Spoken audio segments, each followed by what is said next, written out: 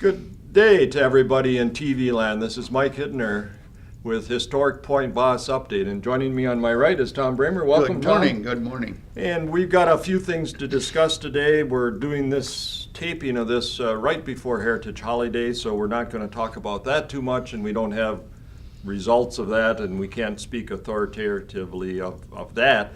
So we're going to talk about our two next upcoming events after Heritage Holiday is the Ice Harvest, Wakely's Ice Harvest, and that's on Sunday, January 27th at Nepco Lake. We're part of the Port Edwards Lions Fishery, and thanks to Port Edwards Lions for inviting us there. It's a good public format for people to come out and see what we're doing. In fact, we usually invite some people to saw a little bit with us, and as Tom and I age, I think we're inviting more and more people to saw with us. It gets to be quite a project anyway. Don't say age. I have a birthday the day before the ice cutting. Oh, yeah. So we expect cake, I guess. So, No. Yeah. So that's January 27th is Sunday. It's a part of the Port Edwards Lions Fishery. It's at Nepco Lake, just off the, area where they got their pavilion and their building where they do their Swimming beach. Yep. And that sort of thing. So we're right off the corner of that. We have a fenced-in area. You'll see it because it's got this bright orange, non-historically appropriate fence, but it keeps people off of the area where we cut. And we want to preserve it, and also after we cut to make sure it heals over and freezes over afterwards, sort of thing. So that's January 27th. We're out at the Nepco Lake. We get out there probably just before 10 o'clock, and we cut until approximately 12:30, maybe 1 o'clock. So our presence on the ice is basically from 10 a.m. to 1 p.m. Now there is a second corollary thing to that. We pack it away in the ice house at the Wakely Inn site, at the Historic Point Basse site, and you can come down and watch that part of it too. And that basically goes from about 11 till 3, 11:30 till 3 before we're all. So basically after that first batch of ice is cut, Tom usually takes down the inaugural cut usually, probably a dozen blocks. We'll take it down to the site and start packing it. And of course, in the meantime, we've gotten sawdust. Thanks to Golden Eagle Homes, have supplied us with sawdust for packing around the ice to keep it preserved in frozen state as long as we can. And normally, most years, July, maybe August, something like that, we still have a little ice left. So the main time we use it is during our festival, which is in June. So plenty of ice for us for in June time. So I'd like to invite you out there.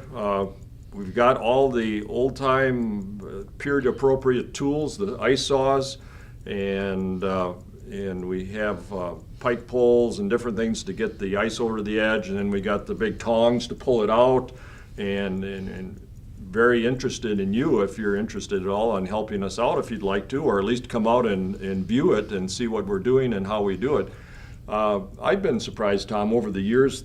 There's a lot of people come out to see it, and a lot of families. I mean, I think Port Edwards Lions, with doing some of the things they do, like they have a chili dump and different things like that, they're trying to encourage the whole families to come out. Now, we know not everybody ice fish, but a lot of people come out to participate, especially if it's a decent day.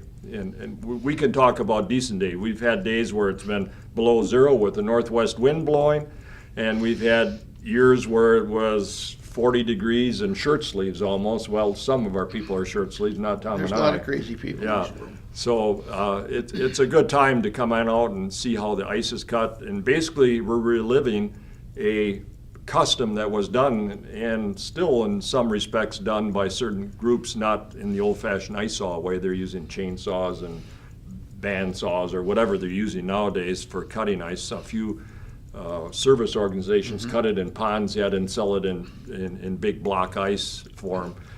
I was at a gathering a couple of years ago, and there was several Amish men there. Mm-hmm.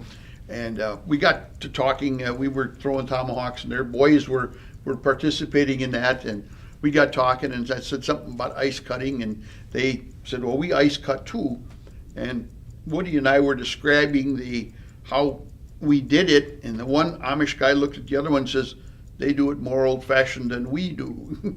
So I took that as a big compliment. Yes, yeah. So evidently they're still doing it. They were doing some. But they were using much more modern stuff because it's not in the home. They could use the gasoline powered stuff. Well, and a lot of times I think when we've looked for, now of course we got enough ice saws and trim saws and all that sort of thing. We got to actually, if you come down to the site when we're packing the ice, anytime after 11:30 till 3, you'll see we've got actually a horse-drawn ice saw sort of thing that they actually made grooves in, and then sometimes they didn't have to necessarily cut all the way through. They just kind of broke it off if they could make a deep enough cut. Once they get started, Yeah, they get started sort of thing. So you can see some of that. We don't bring it out the site because, first of all, we don't have a horse, and Tom and I don't have the energy to pull it anymore, so it's not going to happen out at the site. So, but it's kind of an interesting thing to do. I think as far as anything we do historically, this is by far, folks, the most humbling thing because it's so much physical labor. You wouldn't believe it in this day and age how hard those people work. Now, to them, it was probably just another day sort of thing because some of these people used to cut ice for a living during the winter and they got paid, I don't know, so much a block or however they got paid. Not a lot. No. Not a lot. So for us, physically, it's one of those exhausting days. When you're done with that, then you're ready to go home and clean up, get the sawdust out of you, and take a shower and relax, and maybe take a couple ibuprofen, whatever your preference is. Yeah. Painkiller of choice. A few before, folks, and a few after, sort of things. So that's on January 27th, a Sunday, 10 a.m. We start cutting ice right around that time. We'll cut until approximately 12:30. We're pretty much off the ice by 1 o'clock. But from about 11:30 on, you can come down the site and see us pack it in the ice house. We've got a dedicated ice house at the site as part of one of the bays in the 3-bay shed. So I think it's a terrific thing. We had one of our members who isn't around here anymore, Rob Nuri, that kind of got us started on this. We started in Pond first year and then a couple years on the Cranberry Marsh. And this venue came up to us, and it's a real win-win for us. And because now we're on a public, a few of the places we couldn't invite public in because of liability. And this is where we can have public present, and that's all what we're trying to do is to demonstrate things, how the early settlers, especially in the Wakeleys era, did it. And so I think it's a great representation of what transpired then. The next event after that is on Saturday, February 16th, and that's at the Nakusa Community Center, and thank goodness they're a great senior community center, beautiful site. If you folks have never been there, come on down, but we've got our winter feast, and that's from 4, gathering time, 4 o'clock. We have some hot apple cider, some cheese, some sausage, and that sort of thing, gather around and kind of visit. 5 o'clock, we pretty much get you seated, and then the meal starts shortly after that, after a few announcements are made. But it's a tremendous event. It's one of our biggest events, and also one of ours, probably one of the longest ones. We started at Buren Community Hall for years, then we were at the KC Hall. 89, if I'm not mistaken. Now, don't quote me, but I And 89, folks, is about 3 or 4 years after we were formed. Yes. 85, and in fact, actually took possession of the property in 86. So this is only 3 years after we have possession of the property. So it's a great event. We can't hold it at the site because normally we set for, what is it, Tom, 160, 160 people, give or take. So we can't do it at the site. It would be beautiful if we had a building big enough that we could do this at the site, but because of kitchens and the laws we have today, you got to do it You at a couldn't put different. 160 people. If we filled every building we have, we couldn't put 160 people. Well, close, but they might be cheek and jowl. Some would be awfully cold. Yes. But we've got a little preliminary idea of the menu. I know a lot of you folks come every year or very often, and so you like to sometimes know what we're serving. One thing that's known there is nobody has ever went away hungry. We always usually have all the food you want to eat, and then usually afterwards, if we have some left, we'll put it up in gallon baggies and let people take it on the way out. Absolutely. We really don't need to keep it ourselves because we don't have another event to use it on, so it's nice for you to partake, and then if you got some extra, take it home. But Always good to have leftovers. yes, and what about, what is our preliminary menu so far, Tom? Preliminary, in fact, I was just working with one of the chefs yesterday. Excuse me. But we'll do chicken and ham as we have always in the past. And we're going to do some type of potato. This year it may be German potato salad. Oh, nice. One of the members offered to make a couple of half gallons of the dressing. His is excellent. And we're thinking of doing that, dressing, gravy, that sort of thing that we always have. Some type of vegetables. We've had good luck with the roasted root vegetables, the carrot, potato, parsnip, rutabaga, all that general mixed. And aren't those good? I think the acceptance of it and the enjoyment of it by people is so much enhanced, and we've just got into that maybe the last 2 or 3 years, but it's been a great thing. I'm not a great parsnip turnip eater, but when you do them right, and Scott and Kat did them really good last year, they're good. I mean, it's to eat it by itself, but as a mixture, and it's very old fashioned, very appropriate. We're talking about a couple of venison dishes. Could be meatloaf. Right. We've done meatballs a number of times, but we're thinking of a regular, honest to goodness Meatloaf. grandma's meatloaf Yeah. with venison. We may also do a shepherd's pie kind of a thing with venison. Larry's working on that one. We have coon and kraut this year. We already have the 3 coon in the freezer. They were caught over at Clintonville. My understanding is they're fresh, too. Oh, they had just got done skinning them and had them soaking in ice water when I got there to pick them up. He called me and said, come and get them, and then he started skinning them. So it takes an hour, a little better to get by the time I got to Clintonville, and picked them up, and he had them soaking in ice water. Boy, nice looking. But we've contacted a guy here that has had beaver and muskrat for us before.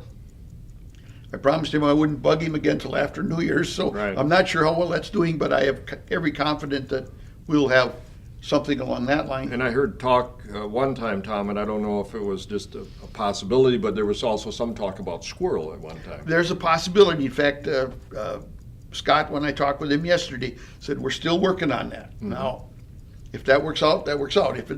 We're kind of like the way they lived in that time. What do you got today? Well, that's what we're going to have. So by the 1st of February, we have to kind of be pretty much, well, squirrel season ends the end of January, so if we're going to have any, we're going to have them by then. But we'll try to get a good variety of things and try to do them in different ways. We've done cabbage rolls in the past. We've done, you and I made lasagna one year, if I remember right.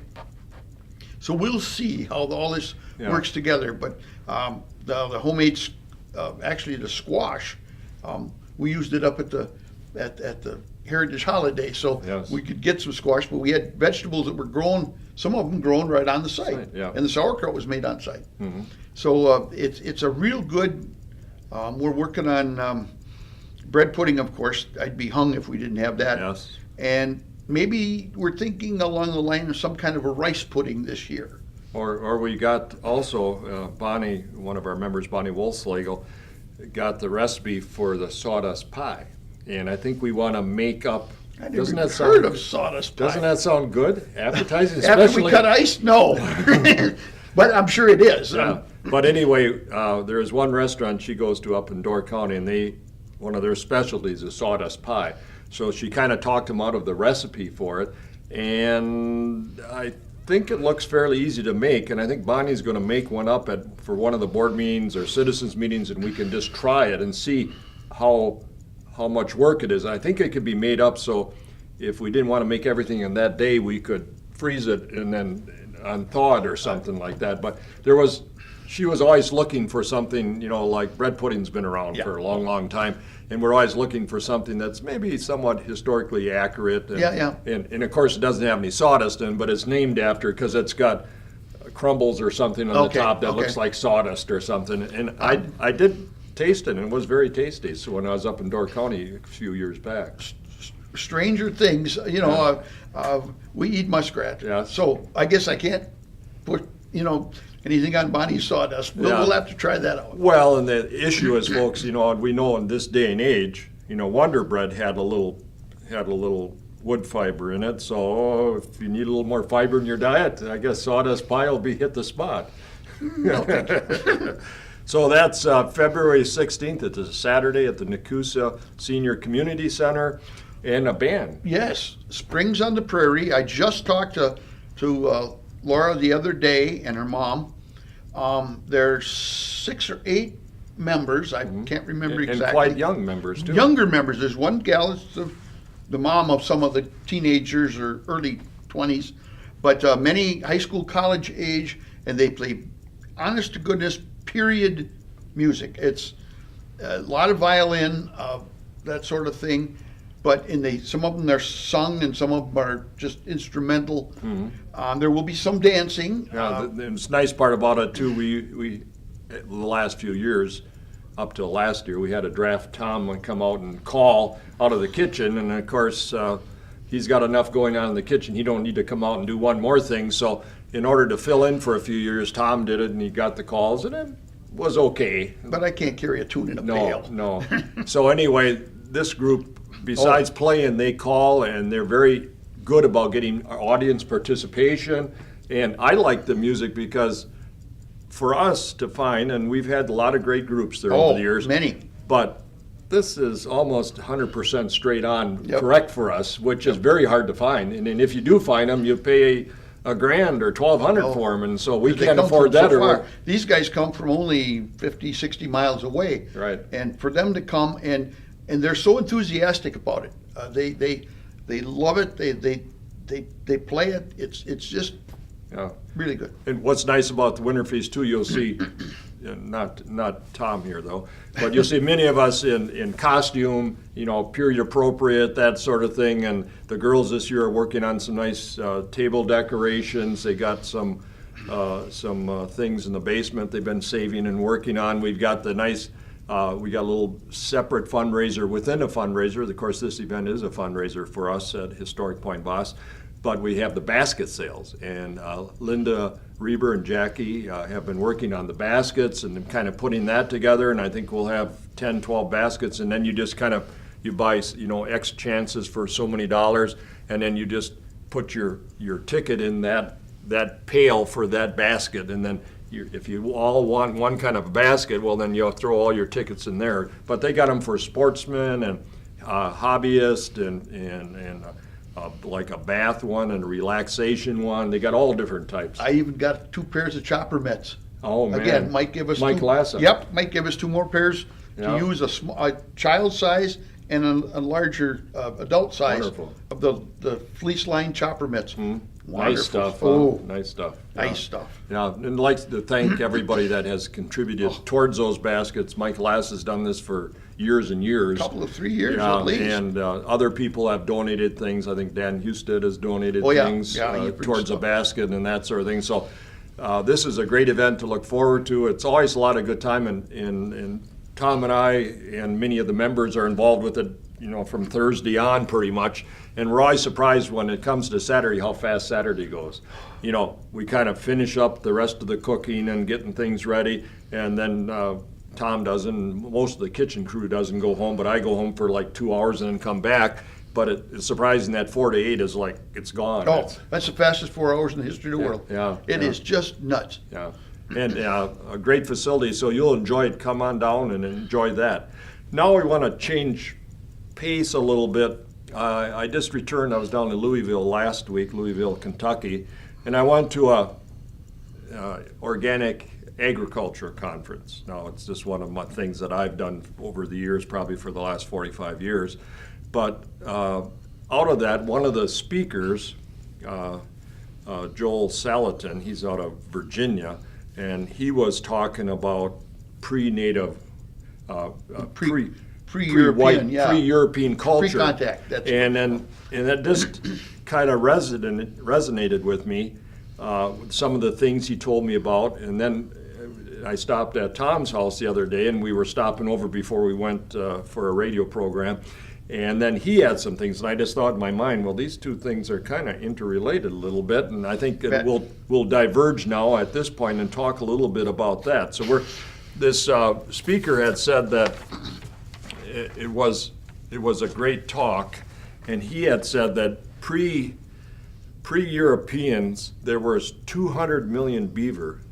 No, I don't know who did the census on this, but I think based on what was there in extrapolating out, 200 million beaver in North America, now Canada, the United States, before the Europeans got there. 200 million buffalo, 2 million wolves, and that when the Europeans came there, basically between 1492, Plymouth Rock sort of thing. Plymouth Rock was in the early 1600s. Yeah. Well, anyway, but there's 100 years there where people came and visited but didn't stay much. From 1492 to 1600, and basically a little over 100 years, because of the exposure of Europeans to the native populations, there was almost a 90% death rate because of diseases that they weren't ever exposed to and everything like that, a 90% death rate in the native tribes. And when you look at that, when Tom and I were talking just a little preliminarily before we started the program, if you took 90% out of Wisconsin Rapids, what do you got left? About 900, 1,000 people, maybe max? Maybe. So, I mean, that would be decimation when you think about it. But Tom had some things that on his table that I got to see when I was over there, and he's going to relate this to beaver pelts, right? Right. And so that was interesting, kind of a correlation from 200 million beavers. Now we correlated into, and I think you had a year there, 1798, which was pretty much towards getting to the end of it, but it hadn't started to really decline yet. But they've had a lot of years in between that. Some 1650, by the time it really got rolling out this far. Right. By Montreal and Quebec, they were having trade fairs in the summer from in the 16 teens maybe. But the Indians from further west couldn't travel that far on their own with their own stuff, or you take my stuff and next year I'll take your stuff. Yeah. To go out that far, 6 to 8 weeks paddling, trade it in, come back, they're gone too long. I mean, this plant your crops and do everything else they had to defend your family. I mean, this is not not viable. So the fur traders sent. That's where the voyageur whole thing started. Would send out people in the summer to meet with the Indians in more or less their own territory, collect the furs, take them back. They left a few people out here to trade throughout the year, hence the fur trade as we think about it. And Wisconsin was big time in the fur trade. The mecca for this part of the world was Mishler Mackinac, Mackinac Island, and the two peninsula things up there at the head of Michigan. Lower Michigan looks like a mitten, and Mackinac Island is right here. Right up on the tip. Where the bridge is today. And the voyageurs from the east would come there. Some of them then go on to Fort Charlotte at this time yet, because it wasn't, they hadn't set the border yet, this far west.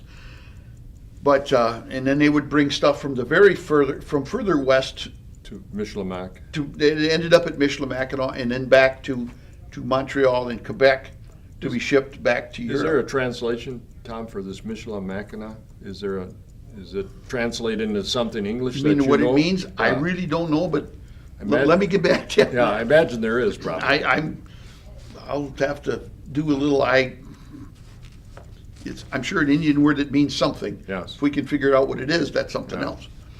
But anyway, with all those beaver, in fact, the numbers you read to me this morning, I mean, I was like, hello. It's a lot, That's of a beaver. lot. Right. But in 1798, they shipped 106,000 beavers from Mackinac back to Montreal. And we have to look at that, as Tom was saying earlier. This is getting towards the last been here a while. the last 25 or so years of the beaver. Yeah, pellets. because at least in Wisconsin. Yeah. Further west in the mountain regions and in Canada, it went on longer. But down here, The heyday was By the time we got to the Wakely's time in '37, I mean, pretty much done. it was really done. Right. In that same year, in '98, they shipped 2,100 bear hide, Wow. 5,500 fox, 4,600 otter, 17,000 muskrats, 32,000 martens. Wow. I mean, that's part of the weasel family too. But Yeah. good Lord, 1,800 mink. That surprised me that It wasn't more. Yeah. Yeah. More up like the Martins numbers. 6,000 lynx. Now, I think many of them came from Canada, a little further north than us, although there are lynx from time to time in Wisconsin even yet. But they're more of the, from what I was at a presentation last summer, they're more further north. The bobcat is more in our area historically, and the lynx were further north. 600 wolverines, 1,600 fishers, and that kind of goes along with the marten and the fisher. The minks. They're kind of the, yeah. 3,800 wolves, 700 elk, 1,900 deer hides, and 500 buffalo hides Wow. in 1 year. Yeah. Now, well, is that really true? So I do a little research. This list came from a clergyman, Father Gabriel Rashard. And remember, folks, clergy people never tell a lie. Well, no, but they don't have the reasons to exaggerate. Right. That They're maybe not- a merchant would. Yeah, they're not working for a company Right, that right. wants They're to just reporting. to- And in many times, I think they kind of did, because they were the ones who could do the best reading and writing, kept They- track of things. Right. But Father Rashard was at, let me see now, I did some work on him too. He came to Detroit, and then part of that, his responsibilities was Mishler Mackinac. So he came up there and must have recorded this. I don't know if they were doing Jesuit relations yet in those days or not. He wasn't a Jesuit, so probably not. But this is attributed to him. I've seen it several places. Sure.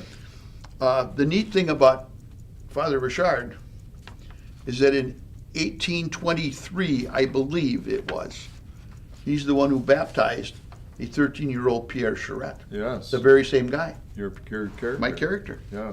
Uh, Isn't that a nice link? There's not a lot of people living here compared to now. Right. So I guess maybe it's, everybody gets kind of related sooner or later, but I thought that was just kind of really cool. And in those days, folks, as you can see, 13-year-old getting baptized, because maybe you only get there once every 15 or 20 years. In fact, didn't Pierre's parents get almost married then too? His mother was baptized, his mom and dad were married, a bunch of the kids were baptized, and 2 or 3 of the older sisters were confirmed in one day. In 1832. In 1830, I believe it was 32. No, 23. 1823. I don't quote me because, but in the ancestry records that I looked up for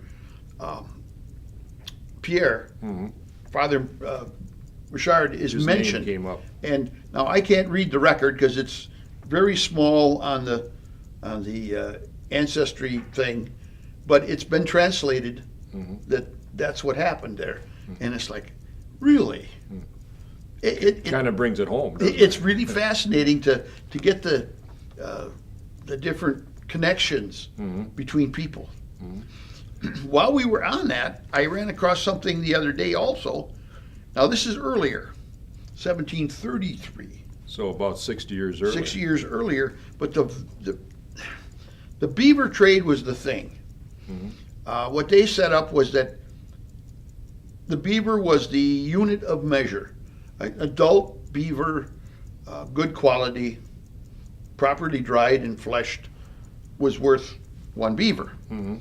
But other things, you could put, and I'm going to be guessing here. I mean, I'm using an example rather than a guess. But let's say 2 otter hides equal 1 beaver hide. That's why they called them made beavers. It's the equivalent of a beaver, just like change for $1. I mean, kind of. Well, like, you for years had that formula for beaver hides and that flintlock rifle. flintlock rifle. That was And that holds true to today. very closely. $1 for what a beaver hide gets, and now the market is down really bad now, so it's not as quite the same. But for many years, beaver hide was, that Northwest trade gun was 22 beaver, and when you look at what beavers were getting, let's say 10, 15 years ago, when I got that thing, dollar-wise, wasn't that much different. It was pretty close. I mean, within reason. But one of the things that kind of got me, for instance, a brass kettle, the ones like we have at the site. We have one down there, old brass kettle. Cast iron didn't come in till later. But one brass kettle was 1 beaver hide. Gunpowder, 1.5 pounds, was 1 beaver hide. A pound of thread.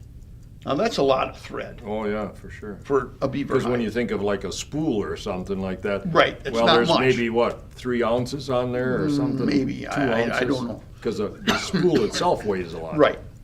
Broadcloth, 2 yards, and that would be a wide, broad, Like 60 inches or something. maybe not quite 60, 54. but 50, 40, somewhere, But 2 yards of broadcloth, 2 yards of flannel, 1 beaver. 1 beaver.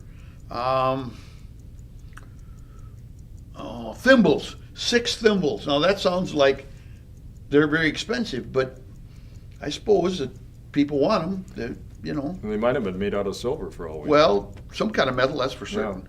12 dozen buttons for 1 beaver hide. 1 blanket for 1 beaver hide. 1.5 pounds of rolled tobacco for 1 beaver hide. And with that stuff, especially tobacco, I've read where a lot of times that was also handed out as a payment for, like, if you were to bring meat into a trading post or wild rice to trade. A lot of times they would trade it that way. So what we're talking about here, folks, and what Tom is mentioning, 1 beaver hide is equal to 6 thimbles or whatever it is. They didn't have money. This is all barter. barter sort of thing, and that's what Tom, and if Joe's there, or whoever, tries to portray in the trader's cabin is a barter system, because there was really no money exchanged. It was, you brought in 6 beaver, and so you get a blanket and maybe a couple pots or something, whatever it is, sort of thing. And the French didn't allow any cloth to be made here. That was right. French and English both were real funny about that. They kept everything everything in Europe because they want to control it. Well, the king got taxes over there. He wouldn't get taxes. He wouldn't here, get taxes or over here. not as much, and he wouldn't get it delivered back over there. That's I think the big thing is he could tax all he wants. Getting it back to his treasury would be a bit of a problem. So it's really interesting to look. Sometimes the values, like I say, with 6 thimbles or a blanket, it's like, really? But thimbles are harder to make. A blanket is, and sometimes I'm not sure how these work, but blankets in those times were actually a double blanket, end to end. It was longer. It was a longer blanket. Yeah, and then you would cut them in half as you sold them. Oh, okay. So it was woven all one long blanket. long one, and then you would cut it in the middle. Probably a lot better for shipping purposes. I suppose, and maybe that's how their looms ran, rather than have to restring the loom all the time. Which takes a lot of time. You could make 2 blankets together efficiently, and then the guy on the other end would cut them apart. Yeah. Isn't that interesting? It is. It's the whole thing. The more you read about it, the more you research it and exposed to it, it gets to be kind of fascinating. Where you can't ask anybody, Right. because they weren't there. There aren't any real pictures. There's paintings and things, sketches and descriptive stuff in journals, but no photograph that you can Right. say, oh yeah, they had one of them there. So it's And some of this, we get this question a number of times about certain things that could be on the site. Now, if something's invented yep. and it's on the East Coast, we don't really have an idea, at least I don't, how long it would take to get it from the East Coast to here. Now, could get here in 6 months, could be 3 years or something, because where the Wakeleys were kind of on the fringe, really. Because a lot of times somebody will say to us, well, that was invented in 1840, but did it get here in Maybe by 1840? 60, maybe by 60, Right. or even 50, depending on how cool of an invention it Though was. we know from the, down in Kansas City, Don and I both toured at different times. There was a paddle boat that got destroyed, and it had a bunch of trade goods in it. And I didn't realize it, they had rubber boots and all that stuff. And I was thinking rubber didn't come around till later, but this was No. like the 1840s or something. They had rubber boots and they had all kinds of things, The Civil War soldiers had a rubber poncho. Some of them did, and some of their their satchel, their knapsack, haversack, I guess is what. Some of them were coated in a rubber type material, Okay. which I always thought in the ground cloth. I think they did a kind of a Threw it poncho, down? yeah.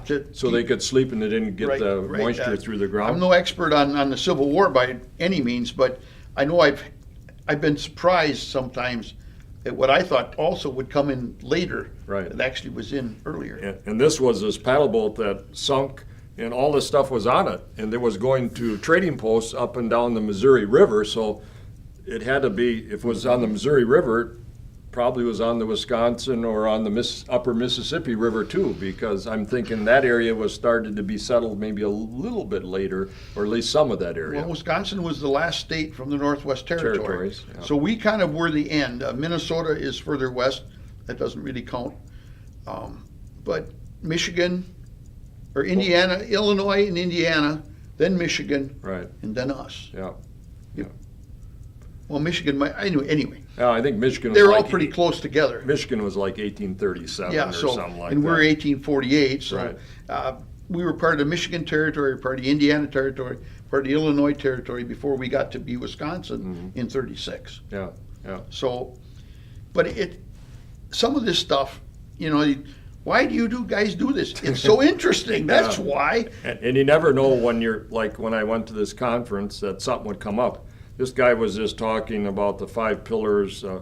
He was talking about, because a lot of people, this is a short digression here, folks, that if you grow stuff organically, people are going to starve. And he was just giving the reasons why you wouldn't starve.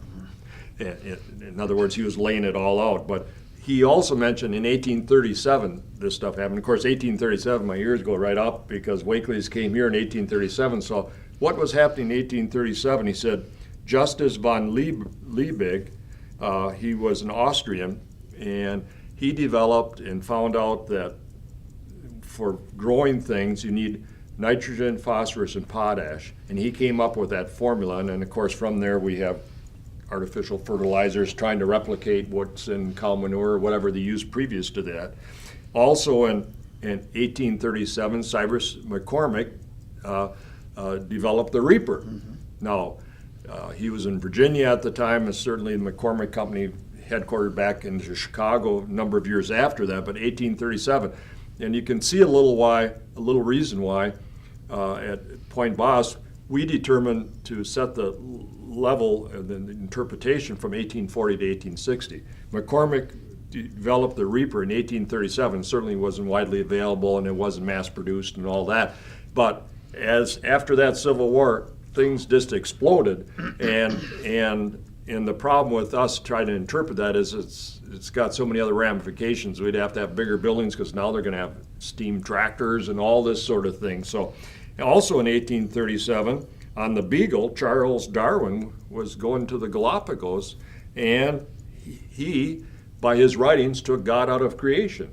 Now, wasn't this quite a momentous 1837?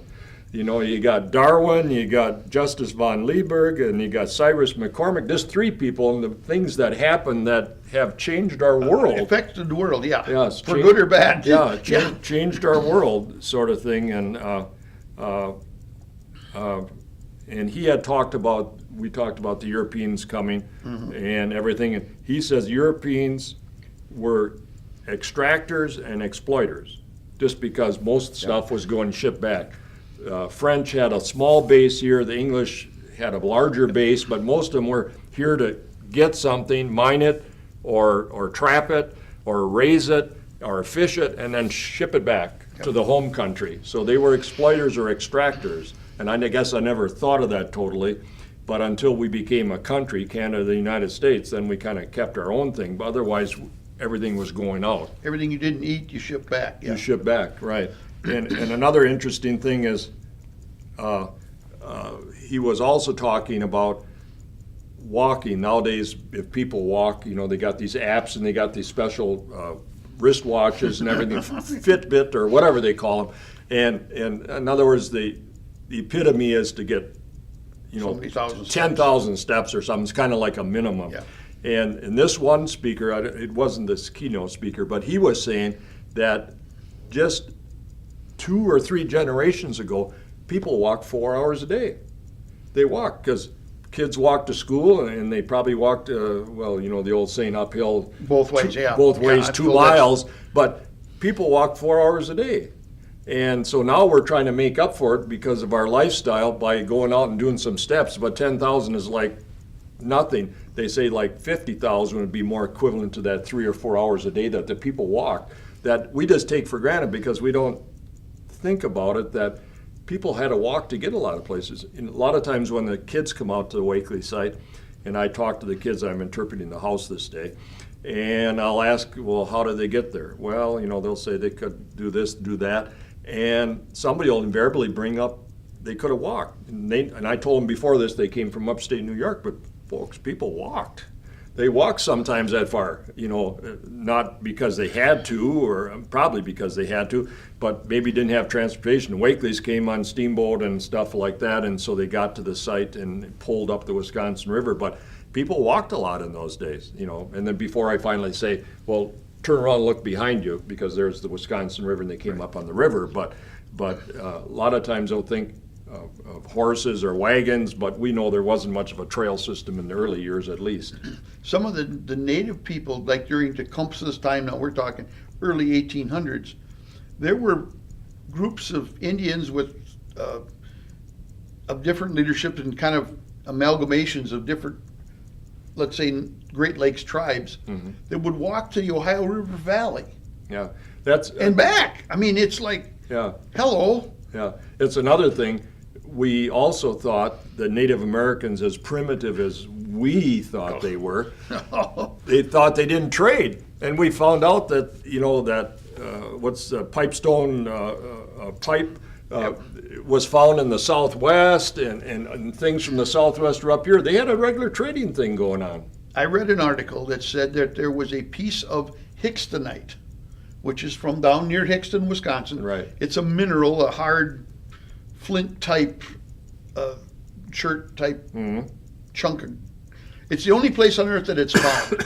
So you know it had to come. You know it had to come from Wisconsin.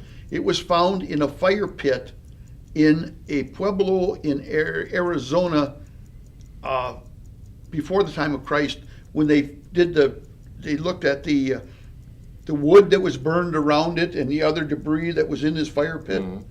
They could carbon date it back to the time of Christ or before, and already that chunk of stone whether it be, I don't know, it was an arrowhead or a small cutting knife, who knows what it was, I don't remember, but that it was found thousands of miles away. Now, it could have taken generations to get there. Right. But it got there. It got there. Mm-hmm. I mean, these people that lived here, you told how many million of them, of the Indians were here. Right. Good Lord, you know, I mean, that number blew me away. I'd never heard that one before. And your member with some of your native friends had told you that if we were halfway organized, the Pilgrims never would have got off the boat. That was John Winishek, who was a mentor of mine when I was a young man, very young man. John always said, if we could fight you the way we fight among ourselves, you'd still be on the Mayflower trying to figure out how to get off. Mm-hmm. And there were different. I was just reading another one about the Sioux people because of the thing with Father Rashard here, mm-hmm. and how they moved in from the probably from the south up through the Ohio Valley, maybe at the Hopewell time when the Illinois. You know what Illinois. Thank you. Up here and then out onto the plains, and that took a long time. Yes. But there are a number of groups. Each the Nakota, Lakota, Dakota, all three of the major language groups, and then there are smaller, just as our ancestors came from subsets within, just like our many of us are German. The little duchies and little things that were in Germany and France. Germany wasn't united to the mid-1800s. No, Italians either. I mean, Greece the same. There were little groups of people, yes, kind of related, could kind of talk to each other, but not quite. Yeah. And the native people here were exactly the same kind of thing. And the native people here got pressure because of the Iroquois Nation, that grouping of tribes in New York and the East Coast there drove out other tribes, and that's why Father Rene Menard came out here, because those tribes were Christianized, and they got pushed out into northern Wisconsin and Michigan and places, and then the Jesuits got requests for these people to come and service these people in their religious faith. Yeah. Interesting one. It's not quite on it, but it's an offshoot. I just thought of it. When I was doing the research on Father Rashard yesterday, he was in Detroit. There was a congregation of Protestants in Detroit that had no clergyman. So they asked him to serve as their clergyman. And he was successful enough at their services, concentrating on what the Catholic and the Protestants have in common, which is more, rather than 90% of which is or more. Common, right? Yeah, in common. Mm-hmm. That when the minister finally came there, he invited Father Rashard over for tea, mm-hmm. and before tea, he asked Father Rashard to say grace, mm-hmm. and Father Rashard declined because he said, "I don't want to offend anybody, because I say grace in Latin." Okay. I mean, these people were as hospitable. I mean, it was that one just blew me away. I mean, you know, it was a different world. Yeah. And it was kind of interesting too when this gentleman was speaking about how we can serve or feed the world by organic, and he said that 80% of the world population is fed by 5 acres or less. When you look about China, India, they don't have mega farms. 80% of the population's world is fed by 5 acres or less. We don't subsistence farm don't or always small. need mega farms. Yeah. I mean, now it's the vogue in the United States and some other places, but a lot of these places, it's 5 acres or less is feeding 80% of the population in the world. Yeah. And he said another thing was very good. He says, we're very successful, he says, Americans, of hitting the bullseye, but on the wrong target. In other words, we're very good at succeeding at something, but maybe we're not right on where we should be. We're off here someplace. But and the more we look back in history, the more true it is. Yes, that's when we look back and talk about that. So it's strange.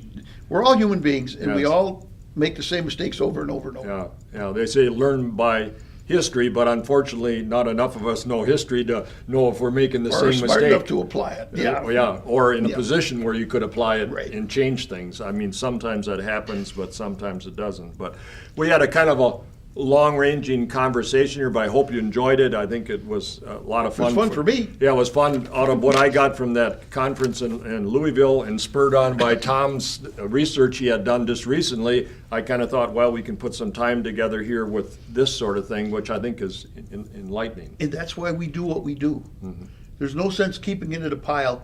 If we know this stuff, let's tell it to people. Yeah. That's what we do at Point Basse. Yeah, it's like having a bank account and not spending some of that money. If we just keep it in the bank, well, what good does it do? This way, if it's spent a little bit, you got to save some, of course. Oh, yeah. But if you keep it in circulation, it helps everybody buy a house. They can Yeah. buy goods, services. Same thing with this knowledge. It's You got to spread it. I have another one I use for that, and we're not going to use it on television because it's not very nice. But it's the same thing. Is you Yeah. got to spread it around. Yeah, Let's put it this way: you spread the fertilizer around to make things grow. right. And let's Leave it at that. Yeah. Right.